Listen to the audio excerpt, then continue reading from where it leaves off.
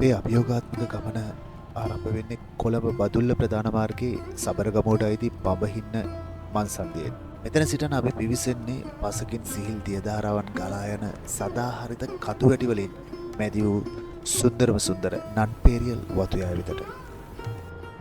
දේවතු දියැලි හරහා මේ පැරණි වතු මාර්ගයේ ගමන් කිරීම අපි වෙනමම මානයකට ගෙන යනවා.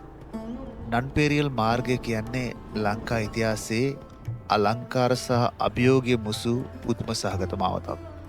මාර්ගයේ සෙමෙන් ඉහළට ඇදෙද්දී පැරණි බ්‍රිතාන්‍ය වතු සමයේ තේවතු යායවල් සින් දිස්වෙන්න පටන් ගන්නවා. මේ අතිශය දුෂ්කර පටු මාර්ගයේ නන්පේරියල් වත්තට යන එකම බස් රථය අපේ මුහුණට මුණ ගැසුණු අවස්ථාව. ඇත්තටම අපි වාසනාවන්ත වුණා ඒ බස් රථය මේ ගමනේදී දකින්න.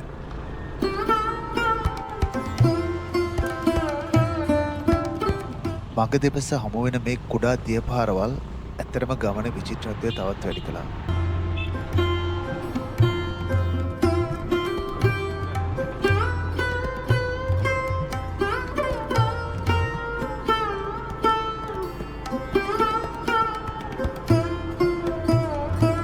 මේ සුන්දර අතරේ යටින් තියෙන රළු දුෂ්කර මාවත ගැන කතා නොකරම බෑ. මේ අලංකාරය පිටුපස සැඟවුණු දැඩි අභියෝගයක් තියෙනවා. ඒ තමයි මේ වතු මාර්ගයේ උස් බෑවුම් වලදී ජල පහරට පාර සෝදාගෙන තැන තැන කළු ගල් පාෂාණ පමණක් ඉතිරි වෙලා තිබෙන තැන්. මේ දුෂ්කර තැන් වලින් යතුරුපැදිය හසුරවනවා කියන එක ඇත්තටම අභියෝගයක්. ගොඩක් වෙලාවට යතුරුපැදිය තල්ලු කරගෙන සමහරක් තැන් වලින් එතර වෙන්න අපට සිද්ධ වුණා. ඒ විතරක් නෙමෙයි මේ පාර කියන දුෂ්කරකම කොතරක්ද කියනවා නම් සමහරක් වෙලාවට අපි මේ ගමන අතරින් හිතපු වාර අනන්තයි. කෙසේ නමුත් කිලෝමීටර් ගණනාවක් මේ 4x4 වාහනයකින් පවා යන්න අමාරු අභියෝගාත්මක රළු මාවතේ රෝදේ කිහිපවරක් ලිස්සා යද්දී අපට දැනුණු ශාරීරික විඩාව වචනෙන් විස්තර කරන්න බෑ. නමුත් මේ භූමියේ ඇති නොසැලෙන ස්වභාවය අපේ ගමන කොච්චර දුෂ්කර කරත් මේ රළු පාර කෙරවල ලස්සන බලන්න නිදින්න පුළුවන් තරක් තියෙනයි කියන විශ්වාසය අපි ඔය ඉදිරියට මරන් ගියා. මුලින්ම හම්බෙන නන්පේරියල් වත්තෙන් ඇතුල් වෙන්න කලින් ප්‍රවේශ පත්‍රයක් මිලදී ගන්න ඕනේ. ඒ ප්‍රවේශ පත්‍රය නැතුව එතනින් එහාට යන්න ඕන අවසර දෙන්නේ නැහැ.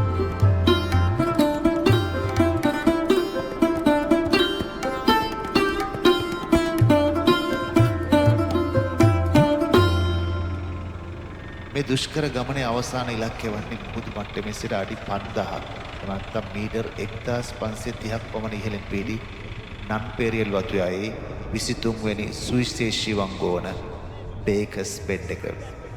මේකට අනන්‍ය වෙච්ච ඉතිහාස කතාවක් වගේම පුරාවෘත්තයක් තිබෙනවා. මේ වංගුව අශ්ව ලාඩුවක හැඩයගෙන ඇත්තේ ශ්‍රීමත් සැමුවෙල් බේකර්ස් නම් බ්‍රිතාන්‍ය ජාතිකයාගේ අශ්වයා මෙම ප්‍රපාතයෙන් ඇද වැටි මිය යාමේ ශෝචනීය සිදුවීම සිහිම පිණිස බවයි ජනප්‍රවාදයේ සඳහන් වෙන්නේ. අභියෝගයේ ජයගත් පසු අපට ලැබෙන දසුන සැබවින්ම අසමසමයි. වම්පසින් බලන තුඩුව ගොම්මොලි කන්ද වැනි යෝධ කඳු වැටි පෙළක් මීදුමෙන් තොර දිනවලදී පැහැදිලිව දැක ගන්න පුළුවන්. දකුණු පසින් බෙලිහුල්ලෝය නිම්නය දිගේ පහළින් පිටි සමනල වැව සහ ඈතින් උඩවලෝ ජලාශය දක්වා වූ දකුණු තැනිතලාවේ මනරම් දසුන් දැස්මානයේ විහිදුණා.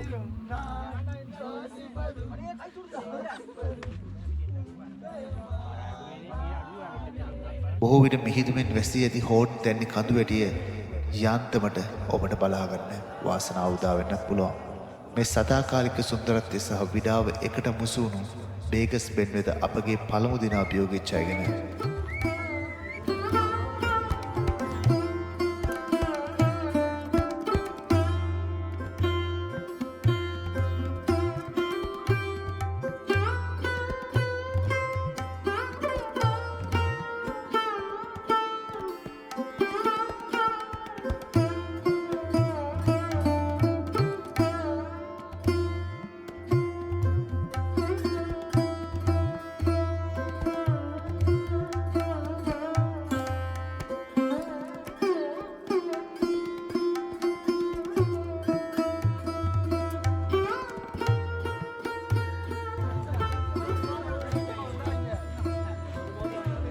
බේකස් පෙන්වල අතිශය සුන්දර දර්ශනයෙන් මුසපත් වෙච්ච අපි රාත්‍රිය ගත කරන්න තෝරගත්තේ වන සංරක්ෂණ දෙපාර්තමේන්තුවට අයත් හිරුකඩුවය කදෝරු භූමියයි.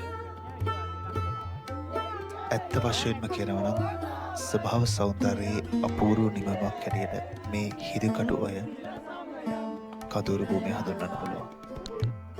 හිරිකඩුවය ගලා බහින සීතල දියදරාවත් නොයිදුල් වනාන්තරයත් මේ පරිසරයේ ගුප්ත ස්වභාවය තවත් වැඩි කළා.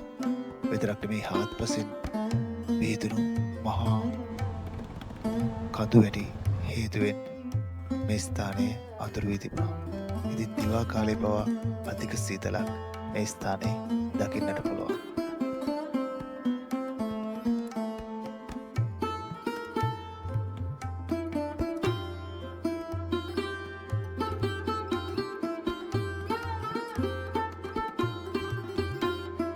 වන සංරක්ෂණ දෙපාර්තමේන්තුව මගින් වකල් වෙලා ඇතුව වෙන් කරගත යුතුයි.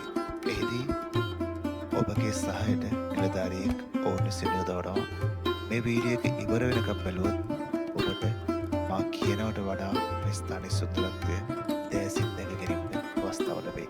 ජීවිතේ එක් අවස්ථාවක් හරි ඔබ ඔබගේ දැසින් නැරඹිය යුතු ස්ථානයක් හැටියට මේ බේකස් බෙඩ් එකත් හිරිකටු ඔය කඳුරු භූමියත් අපි නම් කරනවා.